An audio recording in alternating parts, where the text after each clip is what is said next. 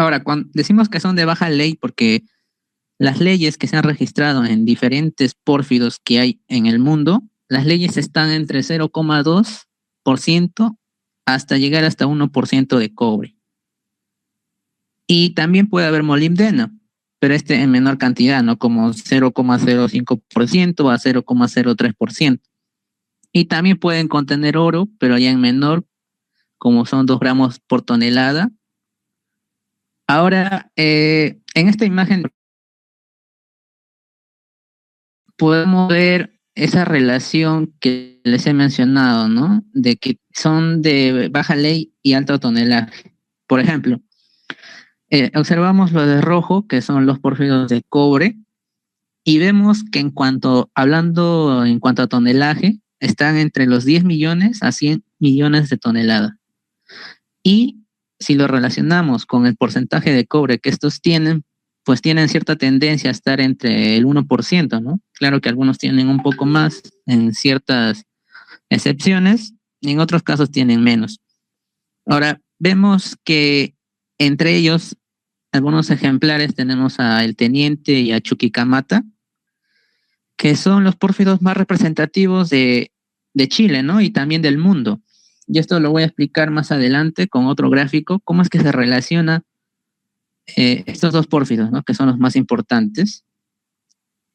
Y también tenemos a Binja, que ya les había mencionado anteriormente, que contribuía a la económica de Estados Unidos, ¿no? A la economía, por poseer gran tonelaje de cobre. Ahora, pasemos a la siguiente. Ya. Bueno, muchos consideran a los pórfidos como una gigantesca anomalía de azufre y hierro. Cuando se refiere a gigantesca anomalía, quiere decir que en estos pórfidos o en estos tipos de depósitos hay una gran concentración de azufre y hierro. Por ejemplo, la concentración de azufre, como vemos allí, es mayor a 10 veces la concentración que va a haber de cobre con el molibdeno. Ahora, al haber una gran cantidad de azufre, es por ello que podemos encontrar una gran cantidad de sulfuros en estos depósitos. Y si este azufre se encuentra pues oxidado, lo podemos encontrar en forma de sulfato. Como un ejemplo es el sulfato de calcio, que es la anhidrita, ¿no? Que es muy abundante. Y si está en forma de sulfuro, pues tenemos a la pirita de sulfuro de hierro, también al sulfuro de zinc o al sulfuro de cobre, la calcopirita. Por ejemplo, ahí en la segunda imagen, pues vemos una muestra de esfalerita y calcopirita, dos sulfuros muy abundantes en este tipo de depósitos. Ahora, estos depósitos, como les mencioné, son cuerpos intrusivos y que tienen una textura porfírica o porfirítica. ¿Qué quiere decir con una textura porfirítica? O sea que dentro de la muestra su textura tiene fenocristales, que son los grandes cristales, dentro de una matriz fina, que son los pequeños cristales.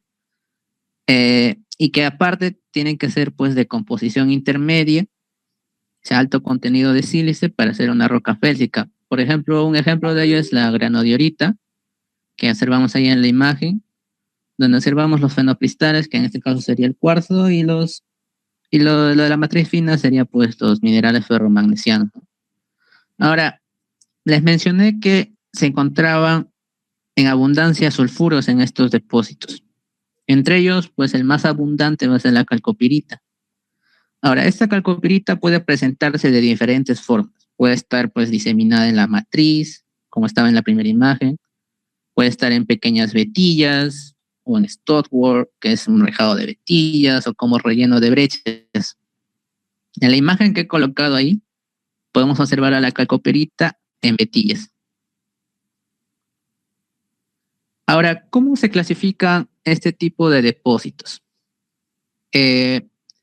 Por ejemplo, estos depósitos pues se clasifican según el metal que va a predominar en ellos.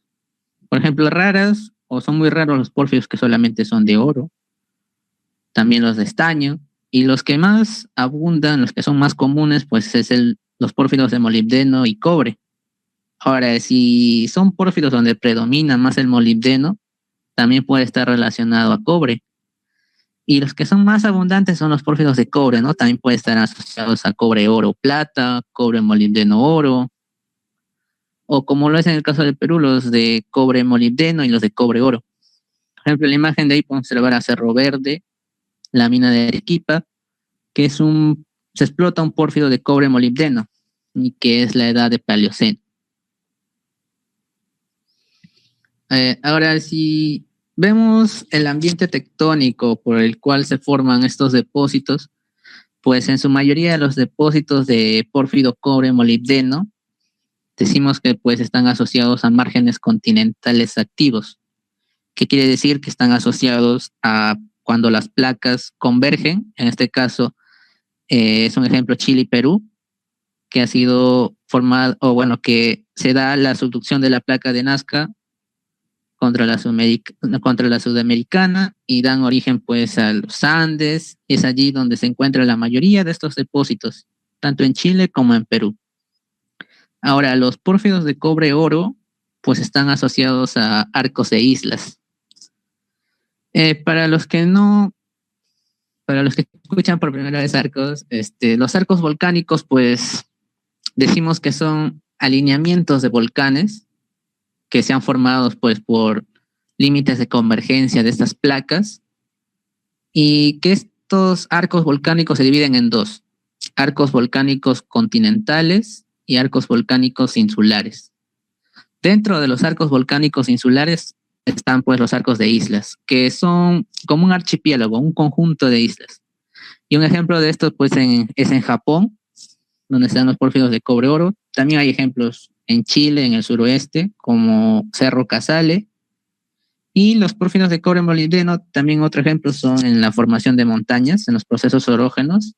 Por ejemplo, en los Himalayas, en China, hay pórfidos de cobre que se han formado después de una subducción en la edad del Oligoceno al Mioceno. Esto de edades lo vamos a ver más adelante. Bueno, aquí observamos un esquema más simple, ¿no? O más completo, mejor dicho, de los depósitos de tipo de pórfidos. Y como ya les había mencionado, están relacionados a ambientes de subducción, ¿no? Tanto en arcos volcánicos en los continentes como en los océanos. Por ejemplo, ahí en un arco oceánico, donde hay convergencia de placas, se ha formado un pórfido de cobre, molibdeno, oro. Y aquí un arco continental, pues se forma pórfidos de cobre, molibdeno, que también pueden estar haciendo epitramales, ¿no? Ahora, pasemos a la siguiente. Ahora, los pórfidos pues tienden a agruparse en clúster.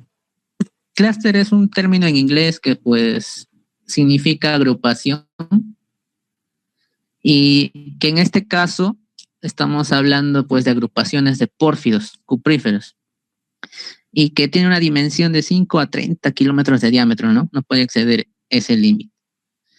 Y que estos van a dar origen a los cinturones lineales que pues tienen cientos de kilómetros de largo, ¿no? Por ejemplo, aquí vemos en Chile, ¿no? En la primera imagen, cómo el clúster de El Abra está formado por el pórfido, el Toqui y el Abra. Como se dan cuenta, mayormente el nombre del clúster recibe por el pórfido más representativo, que sería en este caso el Abra. Y más abajo, pues vemos al clúster de Chuquicamata, que está formado por 3 pórfidos. Entre ellos puede ser el Radomiro Tomic, el Chuquicamata y el Toqui. Ahora, estos dos clústeres, al unirse, dan origen al cinturón, a los llamados cinturones, que en este caso pues corresponde a la edad del Eoceno-Oligoceno, que abarca la parte norte de Chile y un poco de la parte sur del Perú. Ahora, si queremos hablar de clústeres en el Perú, pues tenemos al más principal, que es Las Bambas. Bueno, ahí no se nota, pero Las Bambas pues es un clúster que es un clúster que está formado por 3 depósitos de pórfido: Chalcobamba, Ferrobamba y Las Bambas. Las Bambas, al ser el pórfido más representativo, recibió el nombre de clúster Las Bambas, ¿no? Lo mismo ocurre en Katanga, que Katanga pues también tiene pórfidos, que es Pórfido Katanga, Pórfido Monterrojo y San José. También tenemos pues a Cotabambas, y estos clústeres están asociados al batolito de Andahuaylas Yauri, que más adelante lo vamos a ver. A ver, ahí pasé. Acá vemos otro ejemplo para que nos quede claro de los cinturones y los clústeres, ¿no? Por ejemplo, este es el cinturón que abarca la parte la parte norte de Chile y la parte sur del Perú. Vemos que este clúster pues está formado por el pórfido de Chuquicamata y que es el cinturón de cobre. Ahora, los centros mineralizados de un clúster decimos que pues suelen tener una fuente magmática en común. ¿Por qué? Porque los depósitos que forman los clústeres tienden a estar pegados, por así decirlo, no juntos. No se encuentran pues tan separados. Y es porque estos centros magmáticos cubren áreas de unos pocos kilómetros de diámetro. Y pues suelen estar marcados por múltiples fases de pequeñas intrusiones que a menudo pues están anidadas o en stocks y que presentan intrusiones irregulares de forma de diques o subverticales en forma de dedos. Por eso decimos que los pórfidos pues están asociados a una fuente magmática en común. Ahora, por ejemplo, aquí observamos la geología de los clústeres del Perú, del batolito de Andahuaylas Yauri, en donde vemos que tanto las Bambas como Cotabambas, Antilla, que son clústeres pues asociados a este batolito, pertenecen a una misma edad, ¿no? Que están los enmarcados de rojo, que pertenece al batolito de Andahuaylas Yauri, que tiene una edad de Eoceno-Oligoceno. Les recomiendo grabarse bien las edades, porque los pórfidos del norte, los pórfidos del sur del Perú y los pórfidos centrales, que pues abarca el batolito de Andahuaylas Yauri, tienen una edad determinada. Y acá vemos, bueno, los cinturones, ¿no? Ya a gran escala. Y vemos cómo el cinturón del Mioceno está abarcando la parte norte del Perú. Y es que todos los pórfidos que están en el norte del Perú tienen esa edad, la edad del Mioceno. Y todos estos clústeres, al unirse, dan origen al cinturón del Mioceno. Ahora, después tenemos pues al cinturón del Paleoceno y Eoceno, que ya les mencioné anteriormente, que abarca la parte sur del Perú y la parte norte de Chile, y que tiene 53 pórfidos. Claro que compuestos en cinturones, ¿no? Que es el único cinturón. También observamos el cinturón que abarca la parte de Bingham, que les mencioné, en la parte de los Estados Unidos. Y bueno, ahora hablemos de los factores de enriquecimiento. ¿Qué quiere decir el factor de enriquecimiento? Esto es muy importante cuando hablamos económicamente, porque el factor de enriquecimiento representa pues la cantidad o la concentración de cierto elemento que tiene que tener para que un depósito sea rentable, o sea, sea económico. Por ejemplo, ahí vemos la tabla de Clark. En esta tabla, por ejemplo, observemos al aluminio, ¿no? Nos da como ejemplo. El aluminio en la corteza se presenta alrededor del 8%, esa es su concentración. Pero si nosotros queremos que, no sé, un depósito que contenga aluminio sea rico, o sea, que sea rentable, debe tener 3 veces a 4 veces este porcentaje. O sea, entre 24 y 32%. Ese es el porcentaje promedio que tiene que tener para que sea rentable económicamente. Ahora miremos el cobre. Vemos que el cobre pues no es tan abundante en la corteza, ¿no? Según esos números, que es 0,0058. Pero vemos que su factor de enriquecimiento es de 80 a 100 veces esa concentración. Y les pido que recuerden este rango de 80 a 100, que es el que debe tener, ¿no? Para que sea económicamente rentable. ¿Por qué? Porque aquí en la imagen que observamos, por ejemplo, vemos la relación, ¿no? Del factor de enriquecimiento y en la parte de las abscisas el cobre, el molibdeno y el azufre. Aquí observamos que el cobre tiene un factor de enriquecimiento de 160, o sea que supera su valor promedio, que era de 80 a 100. Entonces, ¿qué queremos decir? Que los pórfidos pues es por eso que los pórfidos son muy ricos en cuanto al cobre, ¿no? Y también del molibdeno, tiene 120. Y en cuanto al azufre, que es 70 veces o a más, tanto la concentración de cobre y molibdeno. Ahora, bueno, en la primera imagen observamos los pórfidos. Bueno, no se aprecia muy bien, pero voy a tratar de explicarles. Es una relación de los pórfidos en cuanto a la profundidad y a través de los años. Por ejemplo, el teniente. El teniente, bueno, es un pórfido que no se encuentra a tanta profundidad, pero que ya ha sido descubierto, ¿no? Igual que el andino.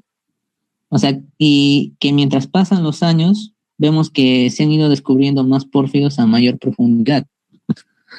Esto es porque la mayoría de los pórfidos que se encuentran en superficie ya han sido descubiertos y que ahora el gran reto para los geólogos es encontrar pistas en superficie que nos indiquen que hay pórfidos a profundidad, que son los llamados depósitos ciegos.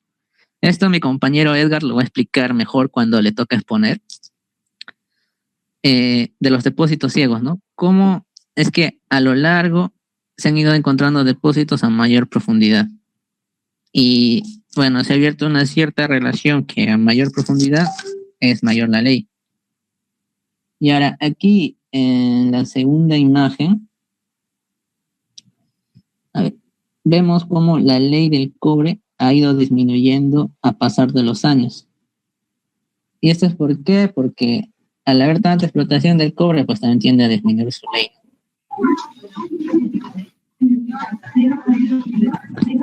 ¿Alguien tiene activado su micro? No sé si lo podría apagar, por favor.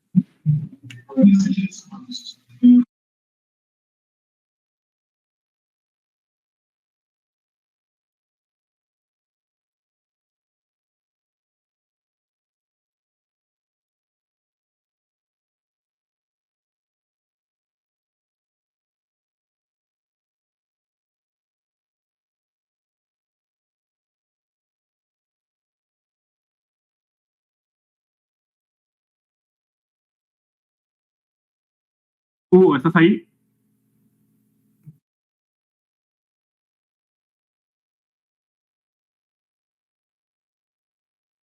Hugo, no se te va a escuchar.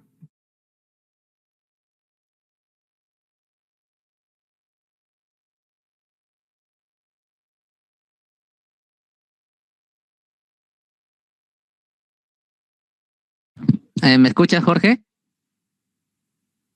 Sí, ahora sí te escucho. Sí. Alguien me había silenciado, creo. Ya, bueno, continuemos. ¿En qué parte me quedé? Aquí de la primera imagen que estaba explicando. Ya, bueno, lo voy a empezar a explicar de nuevo. ¿Cómo? Una diapositiva antes me parece que te quedaste. A ver. ¿Esta parte sí la expliqué? Bueno, ¿me escucharon? Creo que sería mejor que repitas la última parte y arrancar de nuevo. Ya. En la primera imagen, pues le estaba hablando de los depósitos ciegos, que va a explicar mejor mi amigo Edgar, en el cual corresponde pues un gran reto ahora para los geólogos a encontrar depósitos de pórfido a mayor profundidad, ya que se ha visto que pues algunos tienen mayor ley, ¿no? Y en la segunda imagen pues veíamos cómo la ley del cobre ha ido disminuyendo conforme han ido pasando los años.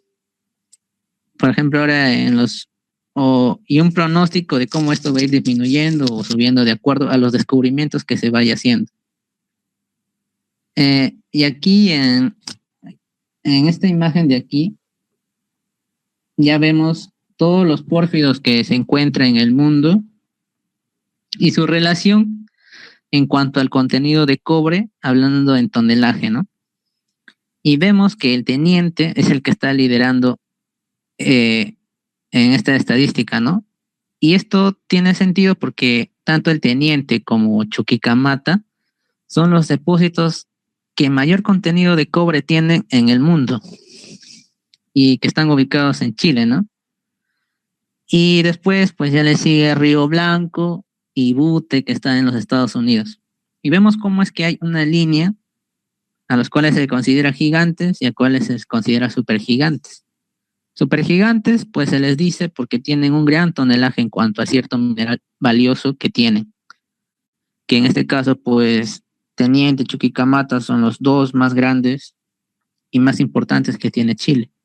Ahora aquí en la segunda parte ya vemos en cuanto a su contenido de oro.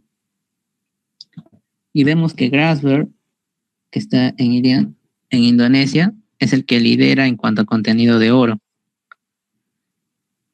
Y que, bueno, están asociados a arcos de islas, ¿no? Y después sigue Bingham, que les mencioné, que era la mina a cielo abierto más profunda, y que también está considerada supergigante en cuanto a contenido de oro. Y ahora, bueno, voy a hablar un poco de la importancia que tiene estos depósitos de pórfido, ¿no? O sea, la razón de por qué los estudiamos, de por qué es tan importante descubrirlos y seguir buscando más pórfidos. Y la primera excepción que pues he considerado, o bueno, que he encontrado es que más del 50% de la producción de cobre mundial proviene de este tipo de depósitos. Y eso lo podemos explicar en el gráfico que he puesto allí. Me lo voy a agrandar para que lo puedan ver mejor. Ya. Y ahí vemos todos los depósitos que puede haber y vemos cómo los pórfidos son los que mayor aportan en cuanto a contenido de cobre. Ya después le sigue los demás depósitos, ¿no? Ahora, la segunda excepción es que debido a su gran tonelaje, que ya les mencioné, es que se puede trabajar a gran escala y a bajo costo. ¿Cómo se da esto? Por ejemplo, ¿no?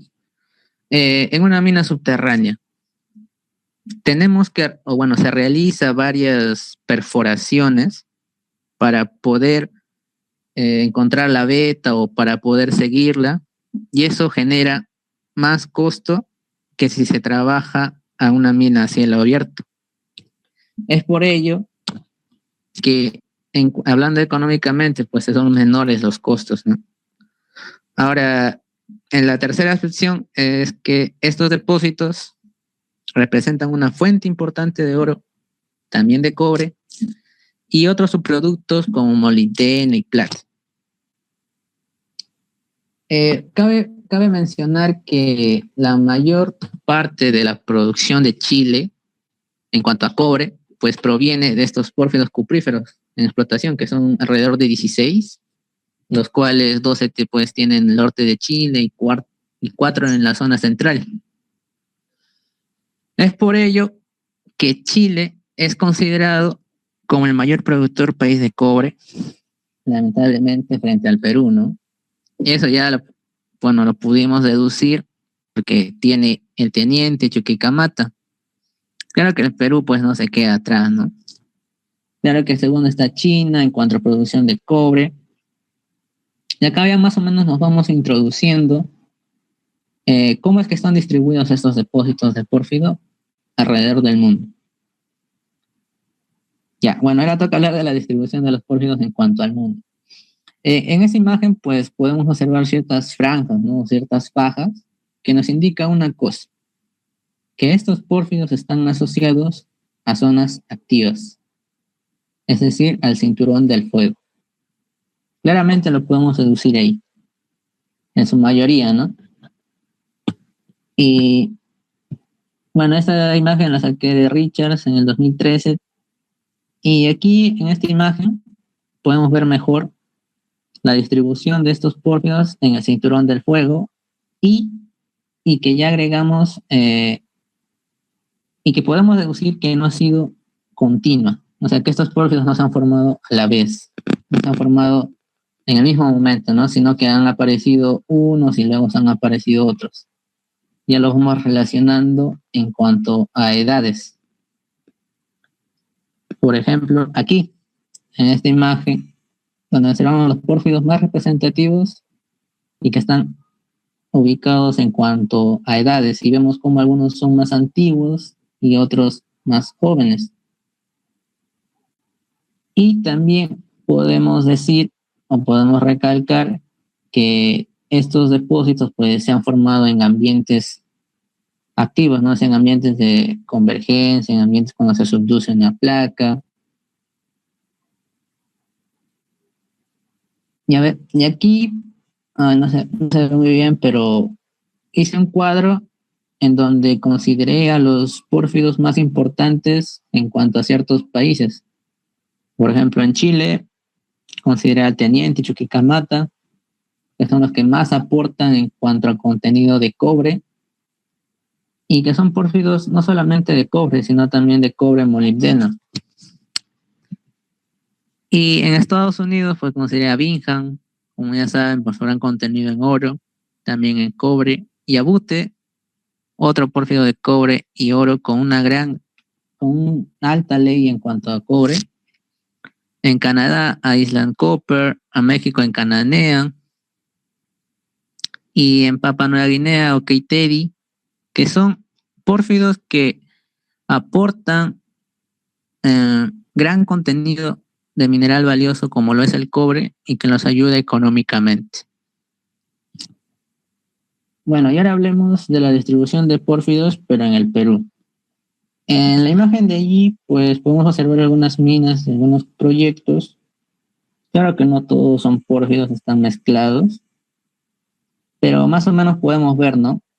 Esa distribución, por ejemplo, en el norte, los pórfidos que mayor resaltan son Cerro Corona, Michiquillay, La Granja, el Galeno, que si recuerdan, pues pertenecían a la edad del Mioceno, ¿no? Al cinturón del Mioceno. Y también a las Bambas, a Tintaya, que son pórfidos que estaban asociados al batolito de Andahuaylas Yauri. Y también tenemos a los pórfidos del sur, a Cerro Verde, Cuajone, Quellaveco, Toquepala. Por ejemplo, la imagen de fondo que puse es de Toquepala, pero no se aprecia mejor. A ver, en la siguiente. Y este es como que un cuadro resumen de los proyectos que hay en el Perú y su relación con cuanto a la edad. Por ejemplo, la edad del Mioceno. Son pórfidos del norte. Michiquillay, Galeno, La Granja, ¿no? Los más representativos. Y la parte de el batolito de Andahuaylas Yauri, que es la edad del Eoceno, Oligoceno, a las Bambas, clúster de Cotabambas, y la parte sur del Perú, que pertenece al cinturón del Paleoceno, junto con la parte norte de Chile, no se recuerda. Y bueno, aquí está la distribución de los pórfidos en cuanto al norte. Otra vez para que no se olviden, al Galeno, Michiquillay. Aquí incluía Minasconga, que es un pórfido de oro-cobre, o sea que tiene mayor contenido de oro que cobre. A Cerro Corona, pórfido de cobre, oro, molibdeno, y que todos pertenecen a la edad del Mioceno.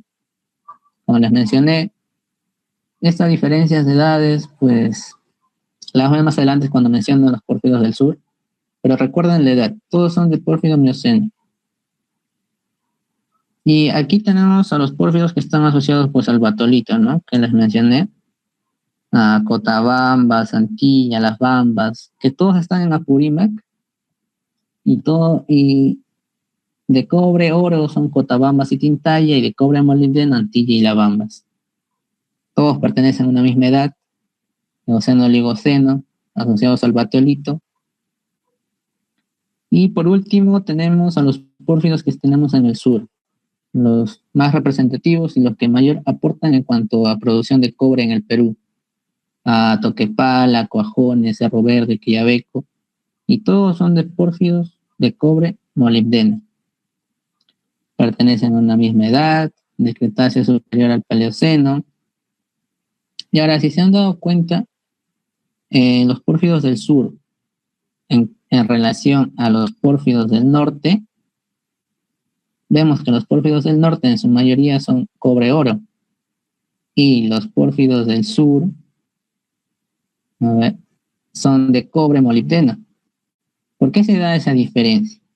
Bueno, hasta ahora no hay algo definitivo que podríamos decir, pero algunos mencionan que podría deberse al ángulo de subducción que hubo cuando convergieron las placas. Y en sí hay muchas teorías, ¿no? Pero la que muchos mencionan es debido al ángulo de subducción.